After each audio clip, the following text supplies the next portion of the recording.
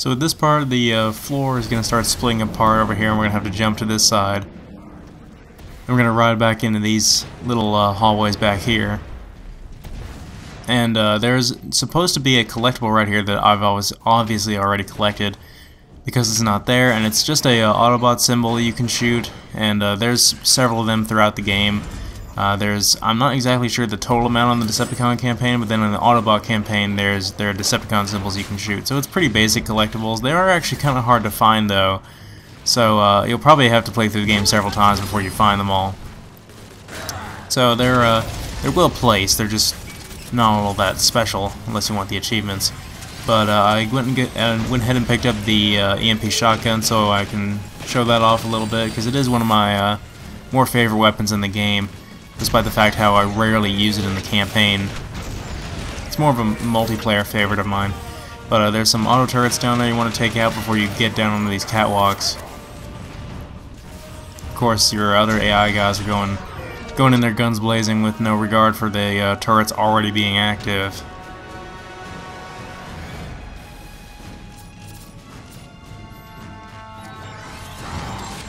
So let's see if we can put this thing to the test, see if we can work our way around these, work our way around cover to try to get to these guys.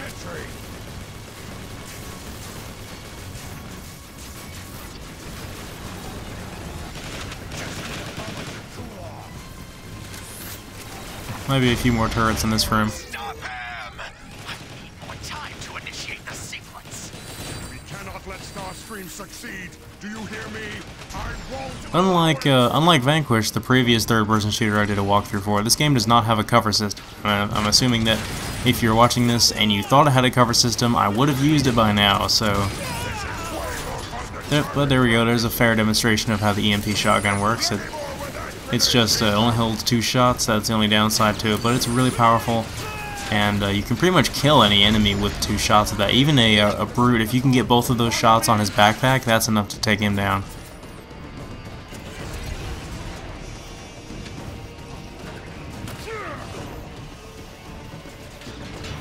It doesn't really hold that much ammo either, but I never really found myself starving for ammo for this weapon.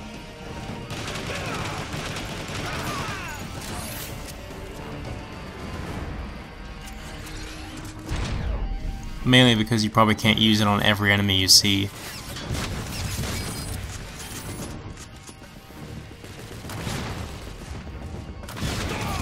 There we go.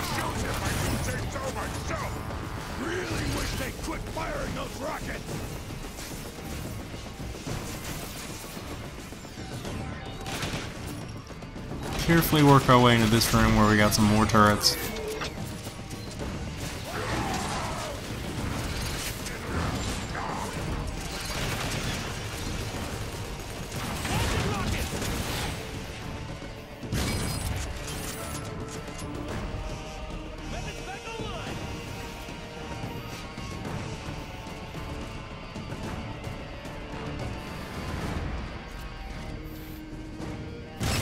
There we go. That's a pretty effective use of the EMP shotgun. So now we're in the final room here, and this room is going to be heavily guarded with enemies. I believe over here there's usually an overshield or something, but it's not there for some reason. But yeah, the EMP shotgun's not going to be that good right here, because we're not going to really enter this room at all. We're going to try to stay out here. And in here there's 2 brutes that have the ion displacer turrets holding in their hands, and this variety we can actually kill with regular damage. We don't have to hit them in the back, we can hit them anywhere, but they tank damage like crazy, so we're gonna have to put quite a few rounds into them to get them to fall. And the EMP shotgun is just not going to be practical because we can't get close enough, because their turrets are obviously extremely powerful, as we saw earlier in the game when we got to use them. So just kind of stay out of the room over here where you can actually have some cover. Just dump out all your ammo for your neutron assault rifle.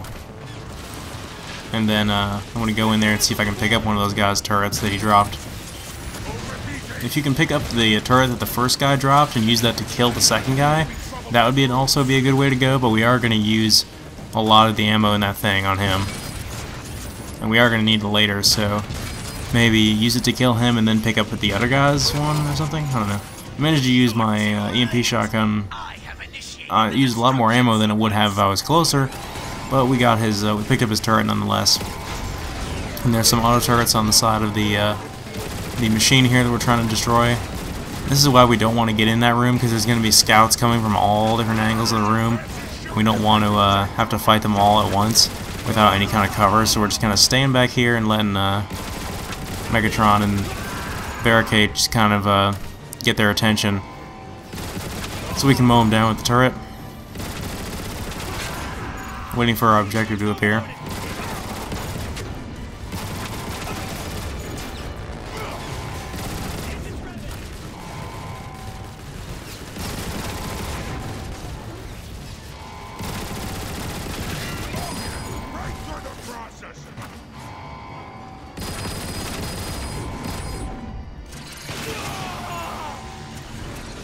There we go.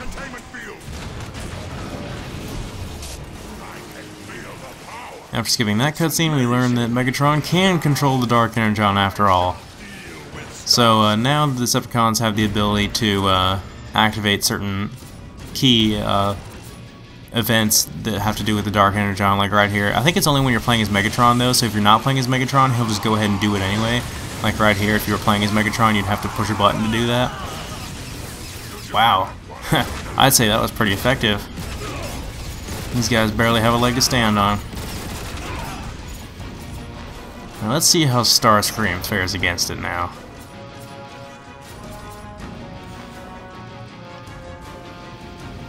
Yeah, since we're not playing as Megatron, he'll just go ahead and do it for us right here. And that'll be the end of this mission.